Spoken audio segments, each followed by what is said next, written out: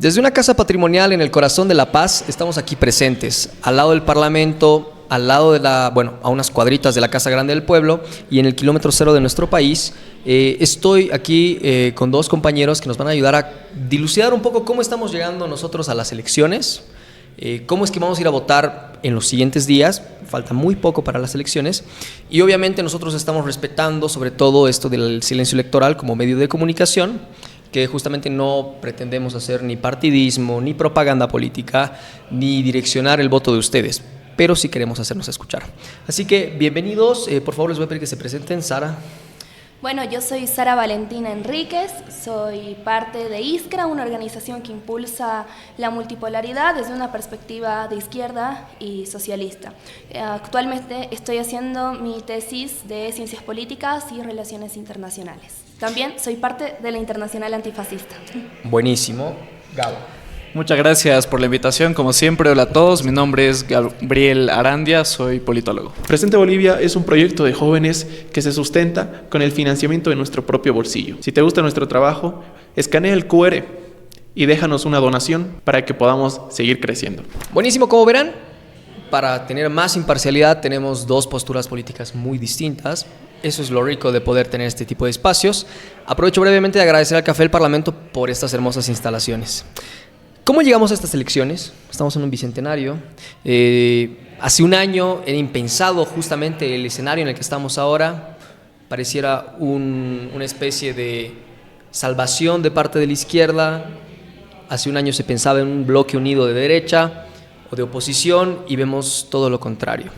¿Cuáles son sus percepciones generales, sus diagnósticos sobre esta situación a la que estamos llegando?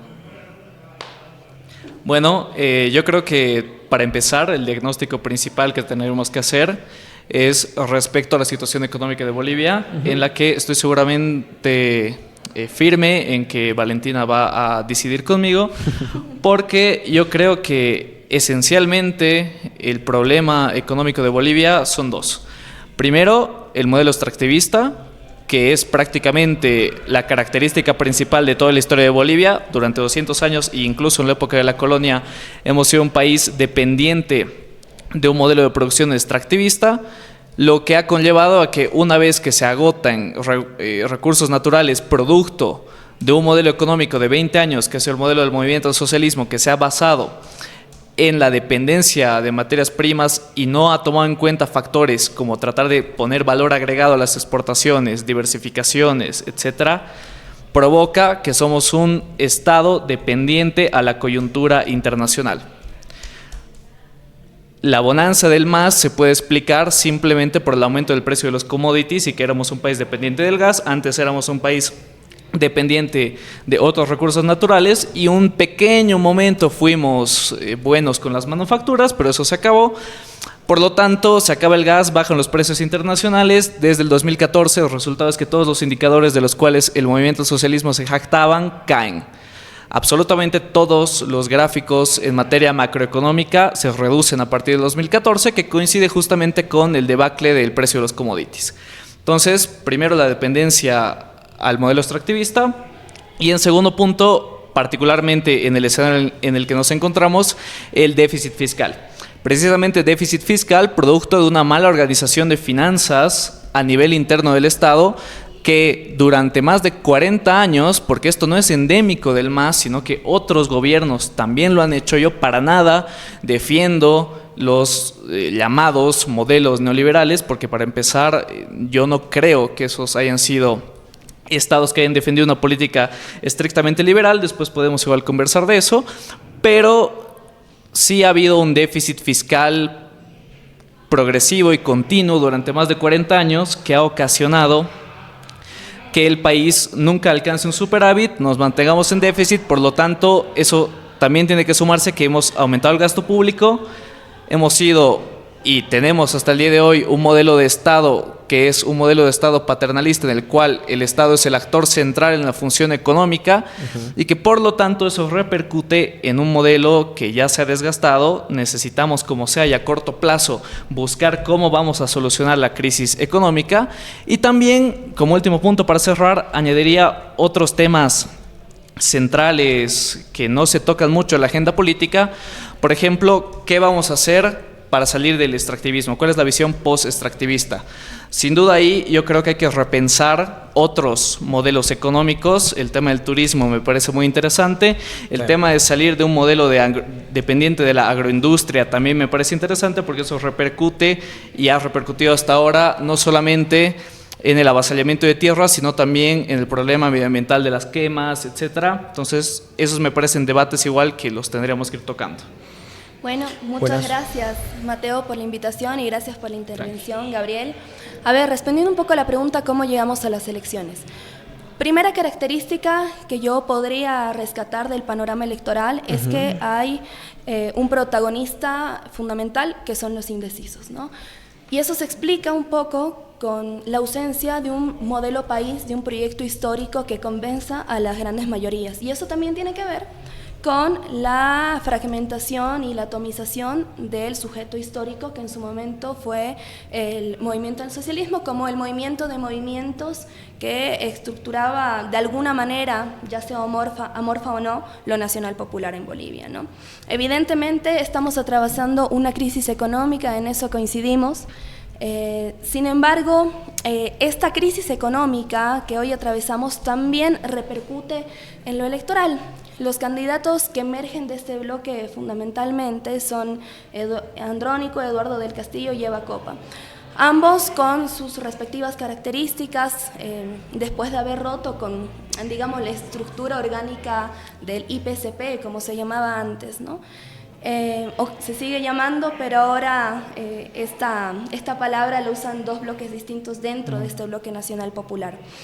Esta crisis afecta a estos candidatos en el sentido de que estos últimos 2 años, desde el 2023, atravesamos pues una crisis de combustibles, un desabastecimiento, una crisis del dólar, ¿no? Y lastimosamente se lleva y se echa la culpa, el pueblo echa la culpa y cargan con este peso estos 3 candidatos que vienen de este mismo bloque, ¿no?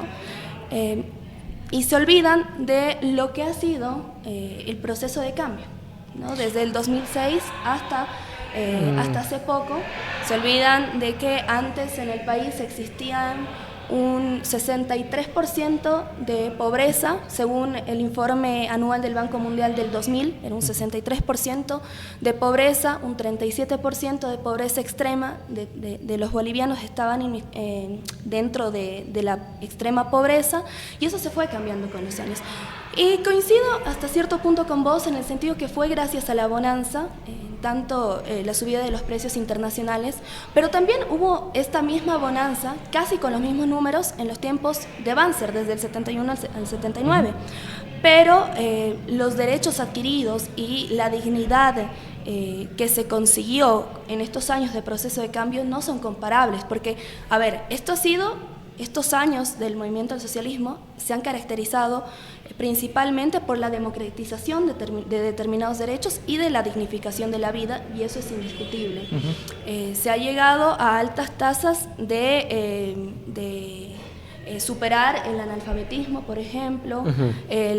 Se ha podido forjar el sistema universal de salud, deficiente o no, por lo menos hoy existe. Es decir, hay un bagaje inmenso de los logros conseguidos por el proceso de cambio, pero estos 2 últimos años realmente afectan a la memoria temprana, digamos, de la población boliviana, en el sentido de que quienes cargan con este peso son estos nuevos candidatos, ¿no? Ajá, una cosita, voy contigo, ahorita contigo, Gabo. Tú hablas de este sujeto histórico de los movimientos, del movimiento de movimientos. Claro. Y yo quisiera preguntarte, ¿tú ves una rearticulación de este espacio? ¿No crees que en estos años ya se ha demostrado justamente que esta articulación orgánica, no solo desde estos últimos 2 años, sino tal vez desde la elección, justamente el binomio de las elecciones del 2020, demuestra tal vez una imposición y una inviabilidad de estos movimientos como sujeto histórico?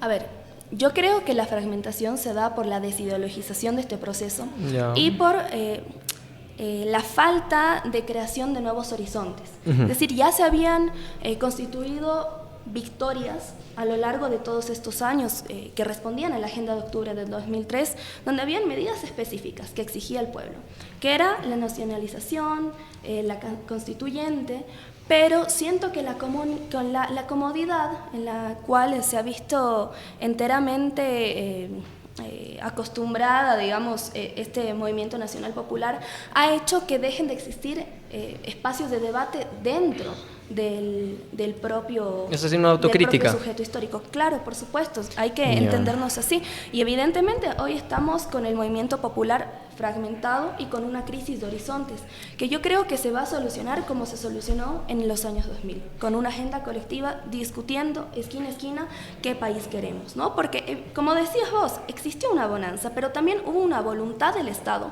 del nuevo Estado plurinacional, de democratizar Bolivia. Hay algunos que dicen que no, lo que vivimos ahora, la crisis, es culpa del socialismo. Pues, es una infantilidad decir eso porque hemos pasado por todo, pero menos por el socialismo, ni hemos estado cerca, ¿no? Porque no se han discutido la propiedad de los medios de producción, el proletariado no ha tomado el Estado. Ha sido una temporada de un Estado que ha sido el garante. Capitalismo de Estado. Claro, y además garante de la adquisición de derechos que le permitió al pueblo boliviano dignificarse en cierto sentido. Tú, Gabriel, desde así como el 2003 es bien interesante lo que plantean, porque en realidad, claro, Evo Morales asume la agenda del 2003 y luego la potabiliza de manera política. ¿Tú ves una agenda así desde la sociedad civil para la oposición? ¿Lo ves viable? ¿Tú crees que esto se pueda dar? Porque claro, ahorita estamos con los mismos candidatos de hace unas buenas décadas. ¿Tú qué horizontes le ves a la oposición? Yo, yendo igual desde lo primero que mencionó Valentina, que también me parece interesante, hasta lo último, con respecto a quién le echamos la culpa del modelo económico que tenemos y la crisis económica, por supuesto, decir que en Bolivia existió socialismo es un despropósito. Si lo entendemos con la definición básica de la propiedad colectiva y los medios de producción, eso no ha existido. En Bolivia no podemos hablar de un socialismo per se. Me parece perfecto. Sí. Antes de que sigas, ¿eres socialista? Porque te van a funar por lo que acabas de decir. Aclara qué postura. Es que ese es el problema. Ese es el problema cuando no te vas a los radicalismos. ¿Has visto? Claro. Entonces, pero yo creo que la culpa completa sí tendríamos que echarla a un modelo estatista y dependiente de los recursos naturales, que ha sido el modelo que ha pregonado el movimiento al socialismo. Y ahí me parece que hay una gran contradicción entre lo que ha mencionado Valentina, de tratar de tener un movimiento que responda a las demandas populares y que tome en cuenta movimientos históricamente marginados en Bolivia, como por ejemplo el respeto a la madre tierra y a la naturaleza, etcétera, y que a la par hayamos tenido uno de los modelos más extractivistas y depredadores de la naturaleza como el movimiento del socialismo. Entonces yo creo que ahí hay una gran contradicción. Otro punto que me parece importante rescatar con respecto a lo nacional popular, que Valentina lo menciona mucho. Lo nacional popular, y esto a mucha gente se lo olvida porque gran parte de los jóvenes solamente conoce el gobierno del movimiento del socialismo, la lucha de la construcción de identidad nacional y el hecho de lo nacional popular como discusión política de identidad boliviana no nace para nada con el movimiento del socialismo. De René Zavaleta. El último libro de René Zavaleta Mercado, que tristemente no lo pudo terminar porque se murió, fue Lo Nacional Popular en Bolivia. Entonces yo creo que igual hay una falencia que ha tenido el MAS, ha sido el hecho de que la gente asocia a lo nacional popular y a la cuestión indígena, que son luchas hegemónicas de poder, efectivamente, que todavía no están resueltas y que mucha gente las asocia simplemente al movimiento del socialismo y que por lo tanto piensan que estar a favor del MAS es estar a favor automáticamente de estas luchas, y que una persona que defienda, por ejemplo, la necesidad de derechos colectivos para los pueblos indígenas es una persona que automáticamente tiene que estar alineada con el pensamiento del MAS, ¿no? Ahí me parece que hay un error.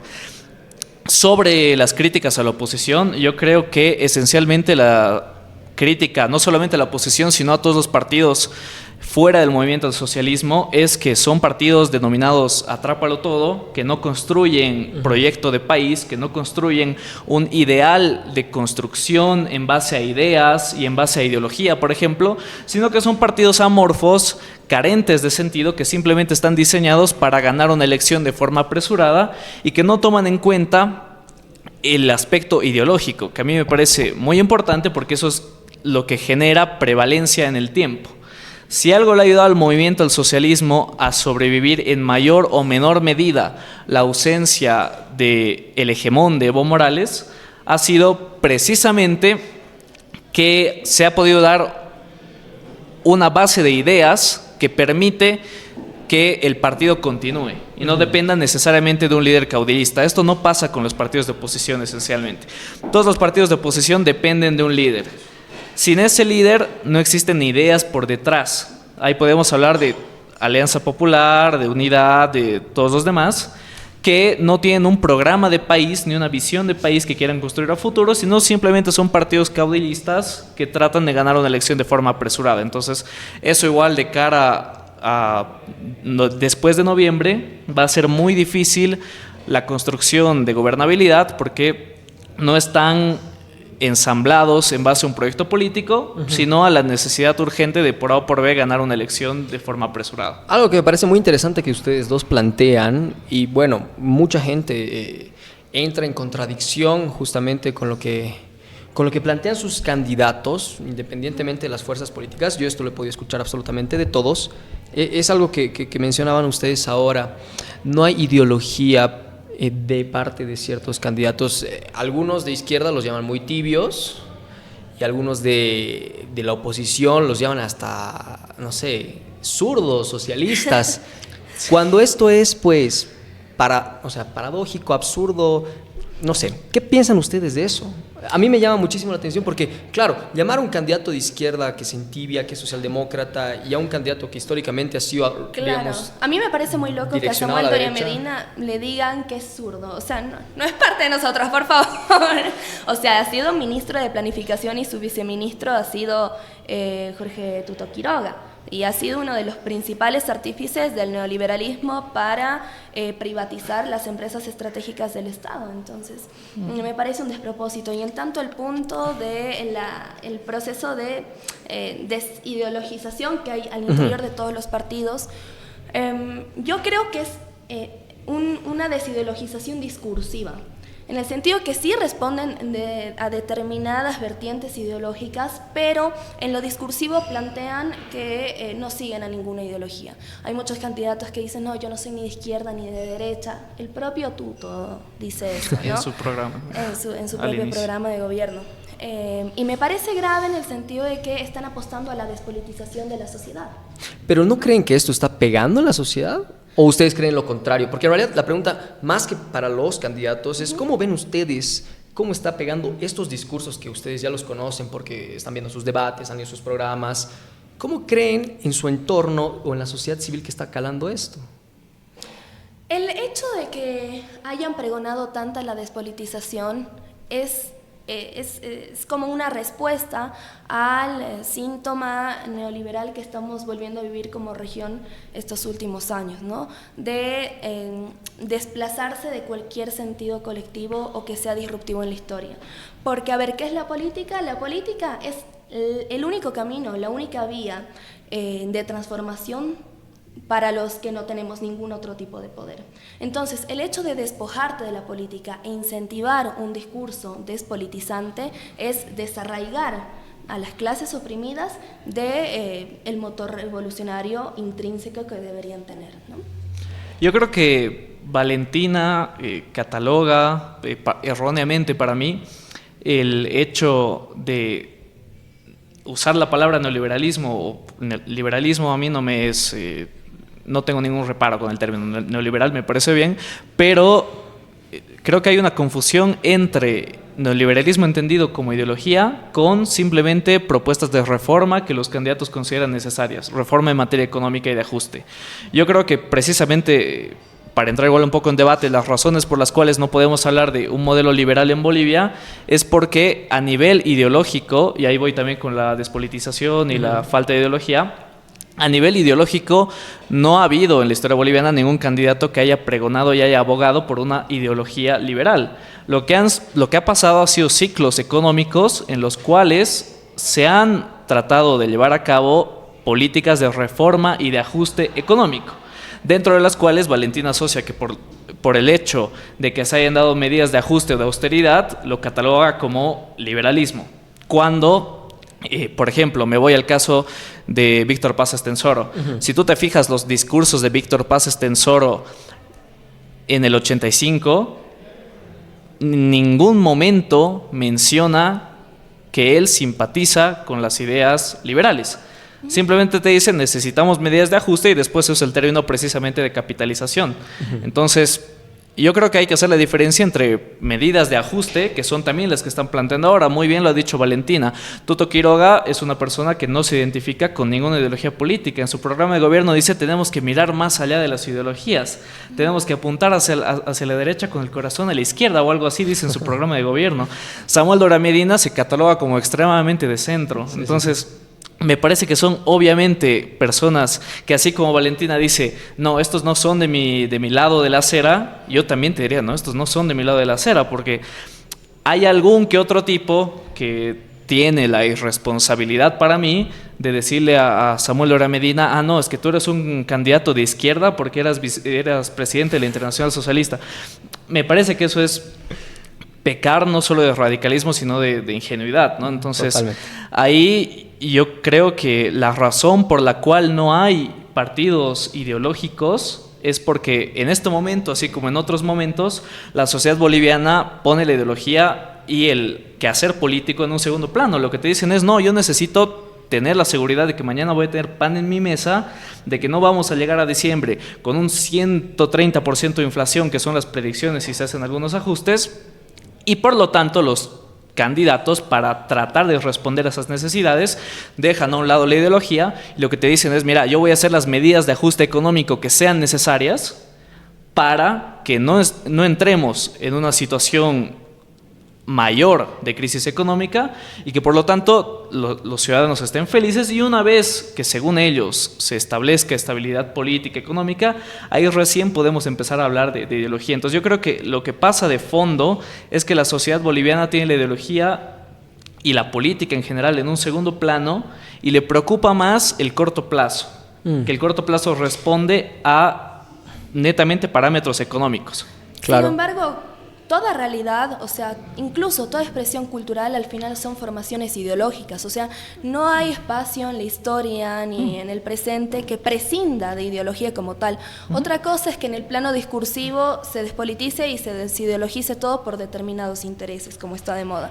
Y un poco respondiéndote, Gabo, en el sentido por qué hago alusión al neoliberalismo, porque a mí me parece que el neoliberalismo, entendido también como etapa que han sufrido la región latinoamericana y los pueblos de la Vía Yala, es en esa temporada, fundamentalmente desde el 85 hasta los 2000, dependiendo del país y cuán pronto llegó los procesos progresistas, que el neoliberalismo es esa fase del capitalismo donde es más depredador, a nuestro entender, digamos, y donde se encarga de mercantilizar todo, hasta los servicios, digamos, ¿no? Sabemos que el capitalismo mercantiliza todo, incluso la fuerza de trabajo, ¿no? Pero el neoliberalismo llega hasta los servicios, como acá lo vivimos en la Guerra del Agua del año 2001, en las aguas del Tunari, que querían privatizar justo el candidato que está, creo que tercero, ¿no?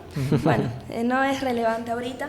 Era un artífice, ¿no?, que pretendía privatizar el agua en Cochabamba, incluso no permitía que los pobladores de Cochabamba puedan recolectar agua en vasijas, agua de la lluvia, ¿no? Entonces, a eso me refiero con neoliberalismo, con esa fase superior del capitalismo en un sentido temporal, no ideológico, ¿no? Que mercantiliza absolutamente todo. En estas elecciones 2025, recuerda votar de manera consciente. Esto implica reconocer la importancia de tomar una decisión que durará 5 años. Infórmate sobre los candidatos y sus propuestas de gobierno. No difundas información no verificada. Vota consciente y construyamos un país del que todos los bolivianos estemos orgullosos. Ahí me parece interesante lo que plantean. Estamos pasando justamente de una etapa hegemónica, definitivamente hegemónica del movimiento al socialismo, a un nuevo horizonte.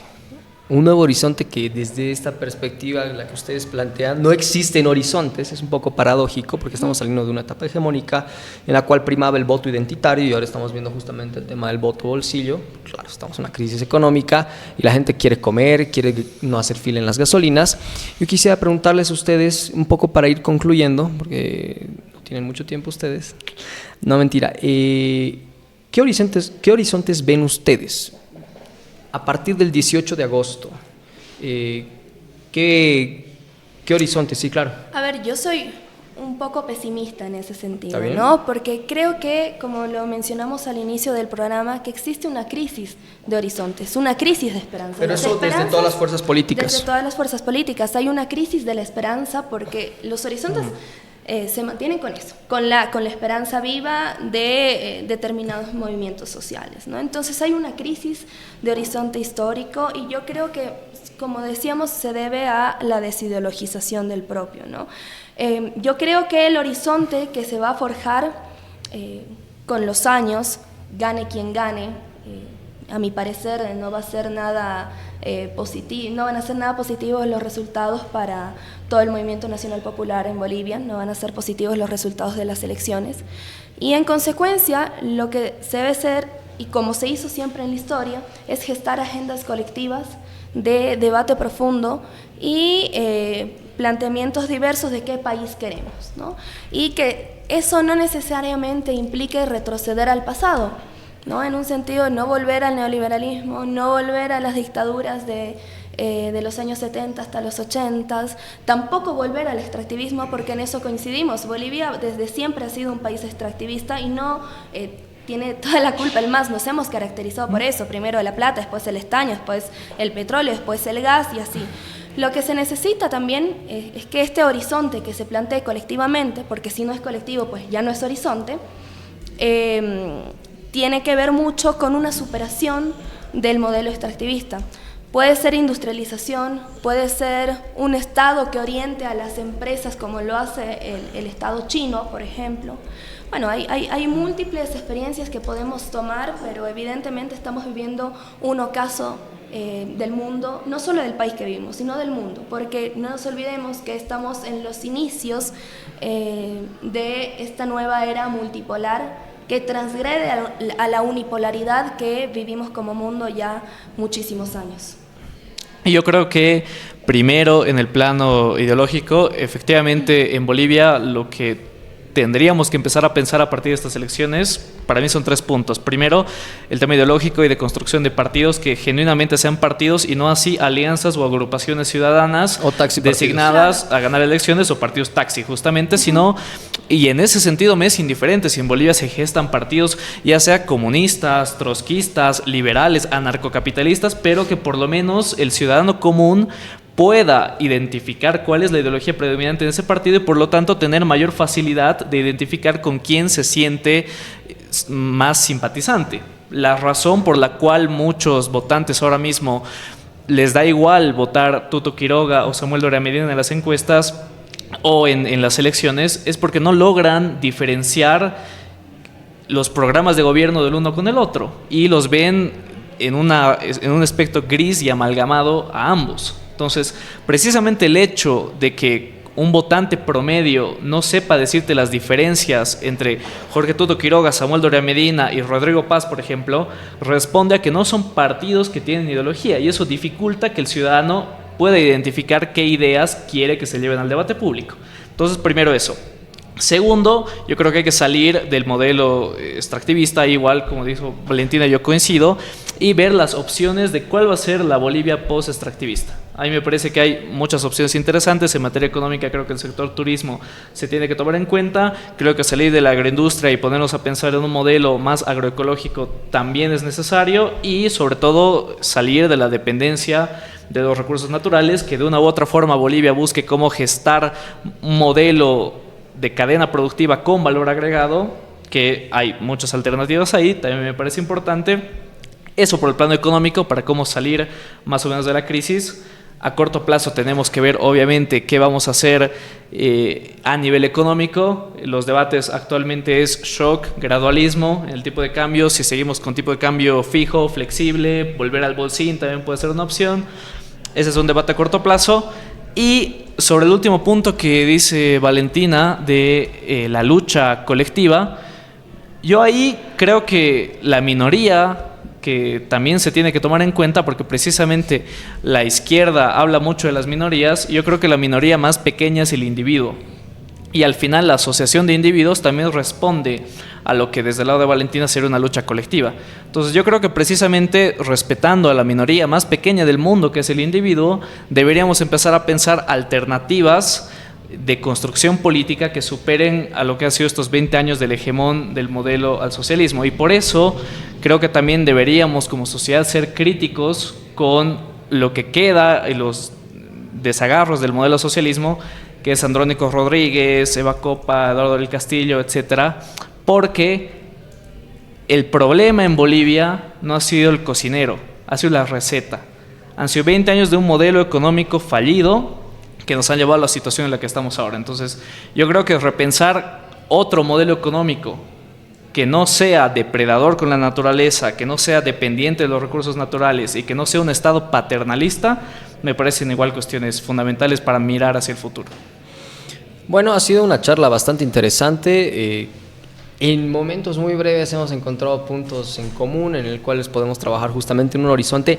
Yo creo que el primer paso justamente para construir un nuevo horizonte, independientemente de la facción política que sea o ideológica, es la autocrítica. Y me alegra muchísimo poder escuchar tanto desde una perspectiva liberal como una perspectiva socialista, autocrítica de sus propias ideologías, de sus propios movimientos, de sus propios partidos políticos y proyectos de país.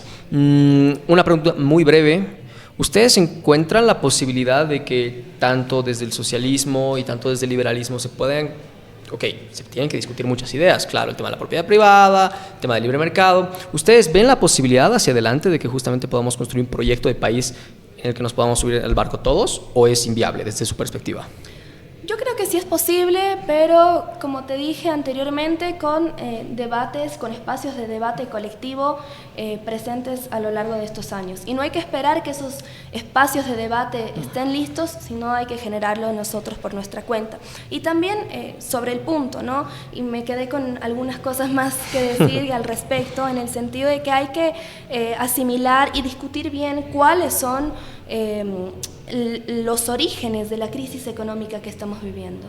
¿Será el modelo comunitario productivo del MAS? ¿O más bien será la ausencia y el abandono al mismo?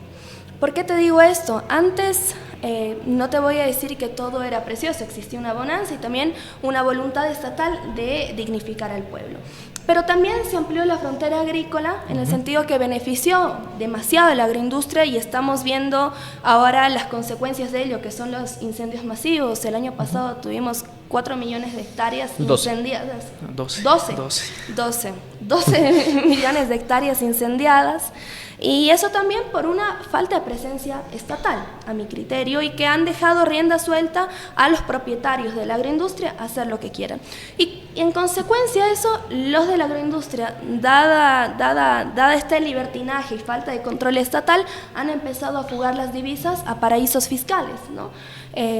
Solo han cumplido con el 70% de lo que debía haber ingresado a Bolivia. Entonces, hay que discutir bien cuáles han sido los orígenes de esta crisis económica grave que estamos viviendo, ¿no? Y un poco más, y cierro con esto, ¿no? Estábamos hablando del extractivismo en el sentido de que Bolivia es un país extractivista y coincidimos con eso y está mal y hay que superarlo. Pero es un patrón común en el sur global. Total. Y eso tiene que ver con la formación del capitalismo históricamente, ¿no? El norte global o el centro capitalista depende del autor que tomemos, norte, sur global, centro, periferia, ¿no? El centro capitalista o norte se ha encargado que los países del sur seamos simples exportadores de materia prima sin bien agregado, ¿no? Porque ellos se llevan los productos como materia prima, los industrializan y nos lo venden 15 veces más caro, ¿no? Entonces también es parte de la formación del capitalismo en la historia y hay que ver cómo revertir esta realidad. Yo creo que con la industrialización y un Estado que planifique la economía. Ahí tenemos dos ejemplos breves, luego te doy, de que sí, esto hasta los 50, 60, 70 era una verdad fáctica. Luego Argentina, que tuvo su pico de industrialización, baja. En la actualidad tenemos a Colombia, que ya está empezando a industrializar autos, por ejemplo. Brasil es un caso aparte, pero creo que eso se está revirtiendo y podemos ver buenos ejemplos justamente alrededor en nuestra región. Pero esas son ensambladoras, ubicas, lo que hay en Brasil. Pero eso es parte, digamos, de la industrialización. Claro, pero dependen del capital extranjero, del capital transnacional. No es una industria nacional propia. Ya. Yo creo que ahí, igual para cerrar, primero 3 puntos sueltos y luego voy a tu pregunta. Primero Dale. el tema de la industrialización. Yo creo que para industrializar necesitas necesariamente un modelo que sea modelo pro país. inversión.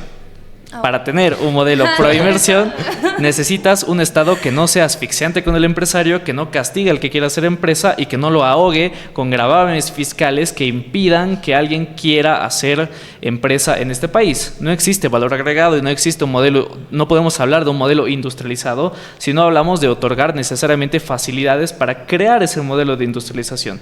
Y eso se hace, yo creo, desde una visión que precisamente responde más al liberalismo. Y justo Valentín hablaba, es el segundo punto, de los infiernos fiscales y la fuga de divisas. Los infiernos fiscales existen, o perdón, los paraísos fiscales existen porque existen los infiernos tributarios.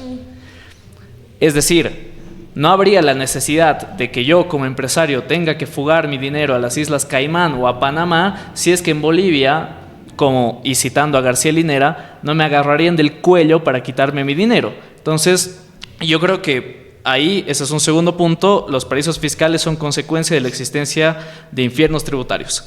Tercer punto con el tema de la quema de bosques y el modelo agroindustrial. Yo estoy completamente en contra de la agroindustria, creo que efectivamente hay que repensarla. Ahora bien, no me parece que darle al Estado las competencias completas para la administración de los bosques sean la solución.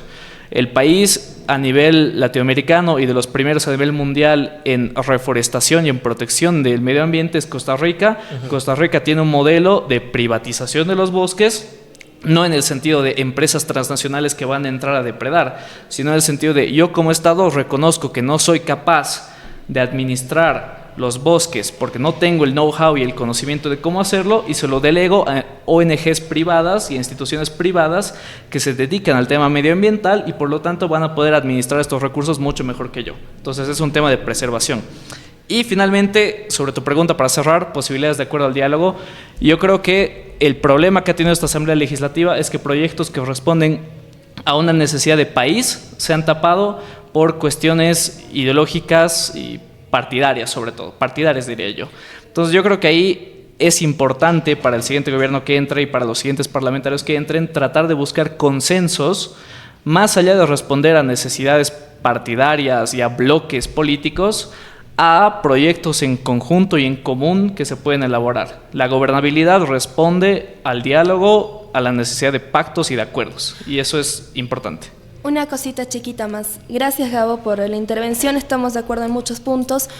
Pero en tanto en la materia fiscal que hablabas sobre los paraísos y los infiernos y demás, en el caso de la agroindustria, que es el sector que más fuga divisas en el país, junto a la minería, por supuesto, más bien hay una ausencia de impuestos para estos sectores poderosos. Yo estoy de acuerdo en hacer una rearquitectura fiscal en el sentido de que los poderosos paguen más.